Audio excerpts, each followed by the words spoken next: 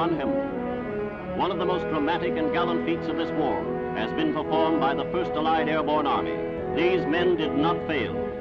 In the 9 days and nights they fought, they held the Nazis back. Thanks to their courageous sacrifice, Nijmegen Bridge, undamaged, is in Allied hands.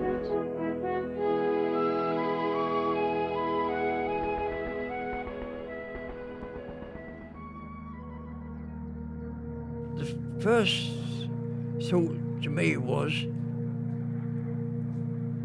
that, you know, we've been playing as soldiers. This is real. You know, because you're fighting to stay alive. That's the point. And there's no going back. Got to get down there.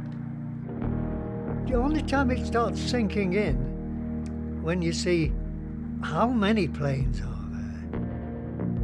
there. The whole place seems to be studded with planes. And then you think, oh God, this is not just one-off. But nobody seemed to be worried. Yes, it was for something, because I've no doubt that Nazism wasn't going to stop. It had to be stopped and had to be gotten rid of. Do you know one of the things that stuck in my mind? I wasn't married, I had no children, I had nobody to lose. The danger was there. The idea of throwing your body out of an aircraft at 1,000 to 800 feet wouldn't appeal to most people. People cannot understand that the ferocity that overtakes you, almost a madness, justifiable madness, but you respond to what the requirements are. And if it means you've got to shoot somebody, you shoot somebody, you know. Market Garden, we didn't have too much to say in that.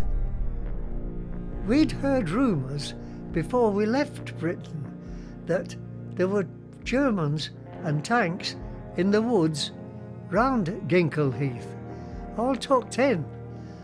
And when we were coming down, we saw them, these snipers, taking aim. But that's war, isn't it?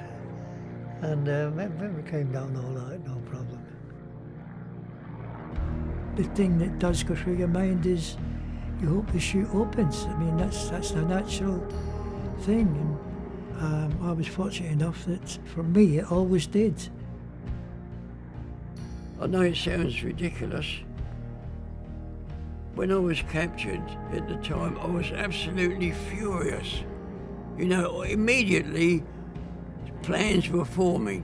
When I heard we were going to Paris, I thought, well, that's it. If you can't escape there, you know, you're never going to make it. I knew I'd been hit as I came down. I felt this oof. And when we got down,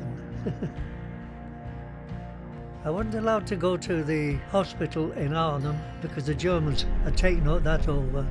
I had to go to a temporary hospital in Oosterbeek, which was 12 miles away. And I was there for about 5 days until the Germans decided to take us into Germany as prisoners.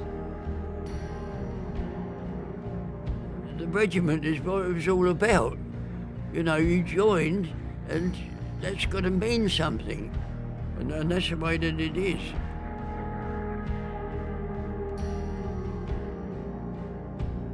I'm proud of it. I know I was pushed into it.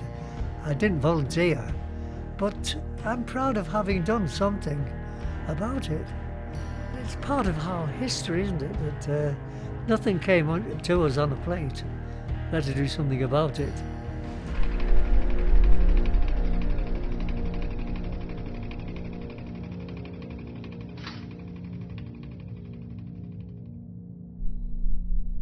There's just one thing.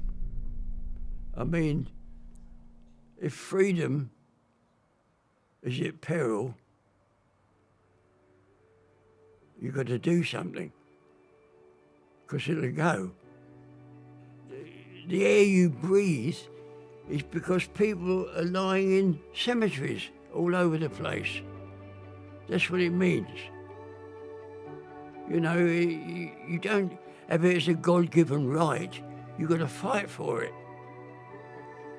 And I would, yes, I would.